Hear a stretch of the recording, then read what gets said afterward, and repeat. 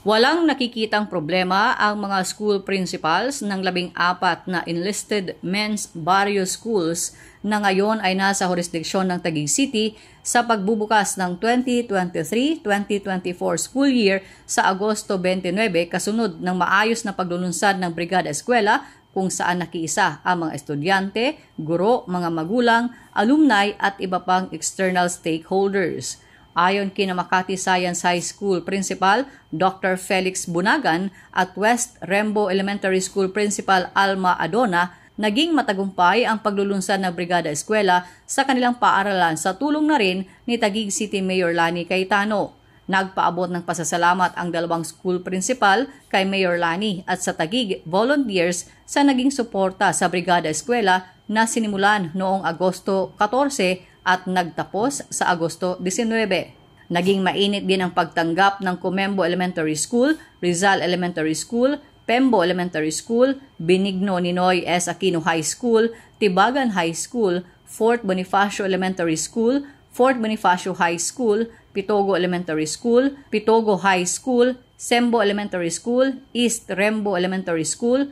West Rembo Elementary School at South Sembo Elementary School kay Mayor Lani at sa mga volunteers ng Taguig. Sa Tibagan High School ay nag-viral din ang video na nagpapakita ng mainit na pagtanggap ng mga estudyante kay Mayor Lani na sinabayan pa ng mga estudyante ng cheer na Lani Lani. Sinabi ni Taguig Patero School Superintendent Dr. Cynthia Ailes na ang lahat ng 14 na school officials ay may maayos na koordinasyon sa Taguig LGU noon pang buwan ng Hulyo kaya walang dapat na ipangamba sa pagbubukas ng klase dahil makaasa na magiging maayos ito kasabay ng pakiusap na maging bukas ang isipan ng lahat sa transition na pinal ng ipinag-utos ng Korte Suprema upang maiwasan na ang tensyon at kalituhan. Nilinaw ng mga school principals na hangad din ng mga magulang ang maayos na transition patungo sa Taguig LGU. Sa katunayan, sa sinagawang General Parents Teachers Association's Dialogue ay nakita ng mga magulang ang intensyon ng Taguig LGU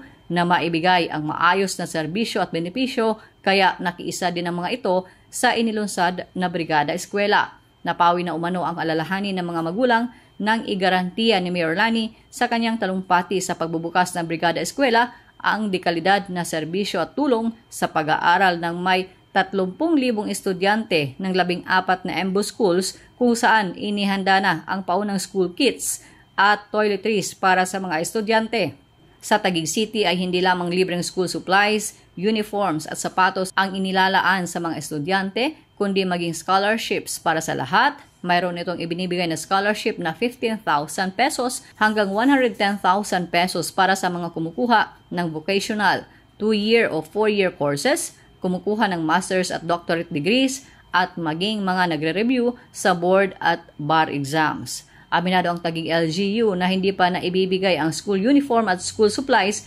bunsod na rin ng delay sa panig ng Makati City na ma-turn over ang listahan ng mga student beneficiaries. Maliban sa listahan ng mga EMBO students, ay humingi din ang Taguig LGU kay Mayor Abby Binay ng listahan ng mga senior citizens at persons with disabilities upang masimulan na nila ang pagbibigay ng door-to-door birthday cash gifts, listahan ng mga residente na may asthma, hypertension, diabetes para sa house-to-house delivery ng kanilang maintenance medicines, listahan ng mga residente na bedridden upang personal na mabisita ng health personnel para sa kanilang home care at listahan ng taxpayers para makakuha ng lower tax rates, listahan ng mga kalsada sa EMBO upang ang mga motorista ay makakuha ng no number coding policy gaya sa Taguig.